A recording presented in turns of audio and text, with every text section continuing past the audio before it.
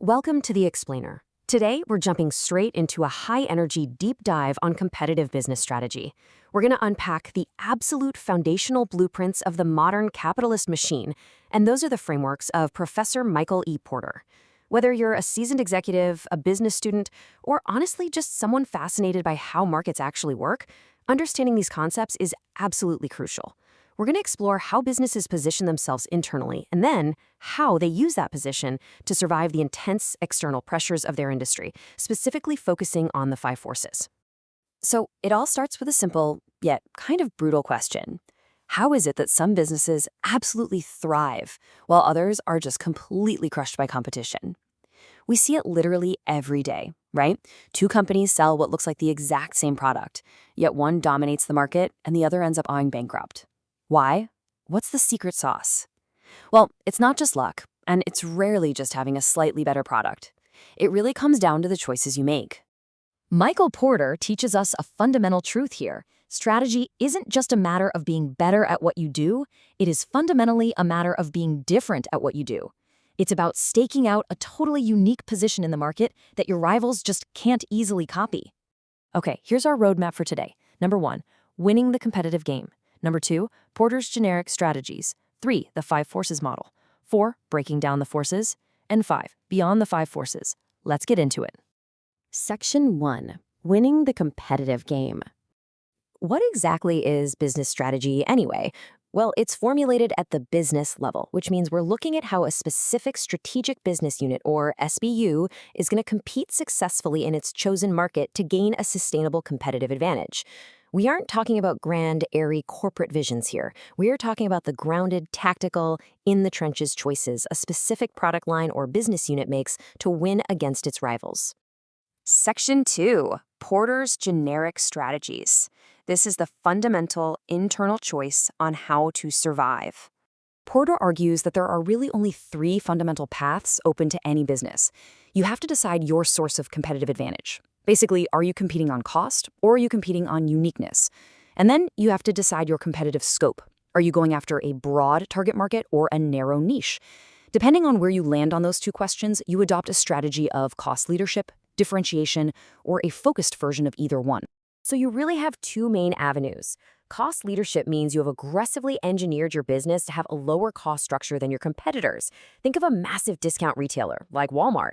On the other hand, differentiation means you're offering a product or service that customers perceive as incredibly unique, which allows you to charge a premium price. Think Apple.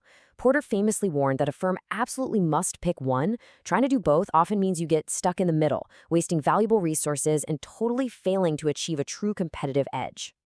Section 3, the five forces model.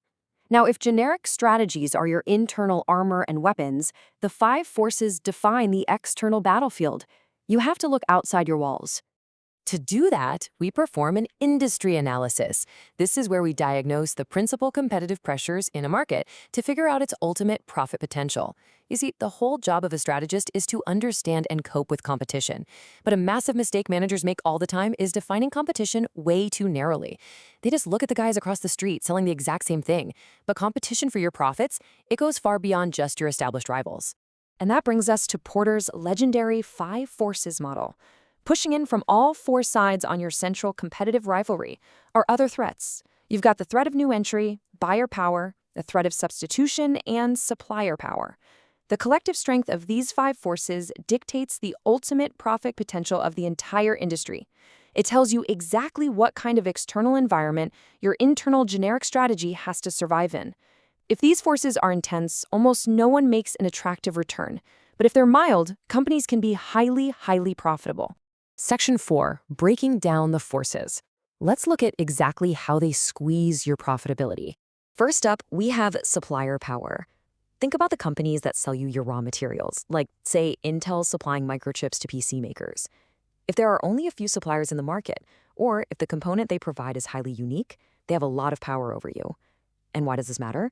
Because a powerful supplier can just simply raise their prices or lower the quality of the goods they sell you. If your switching costs are high, you just have to eat those price hikes, which directly squeezes your profit margins. Next, we flip it around to the other side of the supply chain, buyer power. This is the ability of your customers to bargain down your prices. If your buyers are large and concentrated, let's say you manufacture a consumer product and your main buyer is a massive big box retailer, well, they hold all the cards. They're highly price sensitive and they know you need their business. They are going to demand lower prices, better quality, and enhanced services. By forcing prices down and raising your costs to serve them, powerful buyers drain profitability right out of your industry. Right in the center of the whole model is competitive rivalry. This is that familiar struggle for market share among established companies. When rivalry is intense, it looks like an all-out military battle. Just look at the notoriously brutal airline or telecom industries.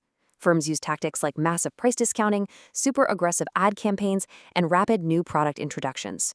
And rivalry gets particularly fierce when there are numerous competitors of equal size, when market growth is slow, or when exit barriers are high. Because if it costs a lot to leave an industry, sick companies will just hang on, creating excess capacity and dragging down the profits for all the healthy competitors. Then we have the threat of new entrants. Look, when an industry is profitable, it attracts attention. New entrants want a piece of the pie. They bring substantial new capacity, fresh resources, and a really hungry desire to gain market share. This sparks a huge uproar and threatens the sales of established players. The only way to protect your industry from this force is through barriers to entry. We're talking things like massive economies of scale, heavy capital requirements, or patented technology. If the barriers are low, your profits are never truly safe. Finally, the fifth force, and honestly, this one is often misunderstood: the threat of substitutes. A substitute for Pepsi isn't Coca-Cola. Coca-Cola is a direct rival. A substitute is water, or coffee, or juice. Substitutes are products from outside your direct industry that serve the exact same fundamental purpose, or satisfy the same customer need just through different means. If a substitute offers a better price-to-performance ratio, it places a hard, undeniable ceiling on the prices your industry can charge. Section 5. Beyond the 5 forces. Because, let's face it, strategic frameworks must evolve. We do have to acknowledge the limitations of Porter's framework here. While it's an absolute bedrock tool in strategic analysis, we have to remember it was created in the 1980s. Critics argue it sometimes assumes a relatively stable competitive structure.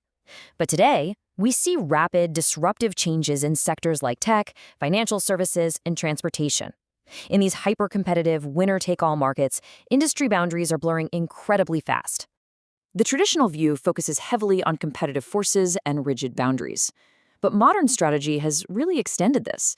We now talk about complements and the value net, because not all interactions in business are hostile, right? Sometimes companies cooperate. A complement is a product that adds value to yours, kind of like how software is a complement to hardware. Furthermore, rather than rigid industries, we now often analyze broad business ecosystems, where competitors, suppliers, and complementers all co-evolve together. Porter's 5 forces remains the absolute bedrock of industry analysis, for sure. But to truly master strategy today, you have to layer these modern ecosystem dynamics right on top of it. Which leaves us with a final question to think about. Which force is quietly eroding your industry's profit right now? Is it a powerful supplier squeezing you? A new substitute sneaking up from a totally different industry? Or are you maybe stuck in the middle, lacking a clear generic strategy? Take these frameworks, apply them to your own business environment, and you just might find the secret to unlocking sustainable competitive advantage. Thank you so much for joining me on this explainer, and keep learning.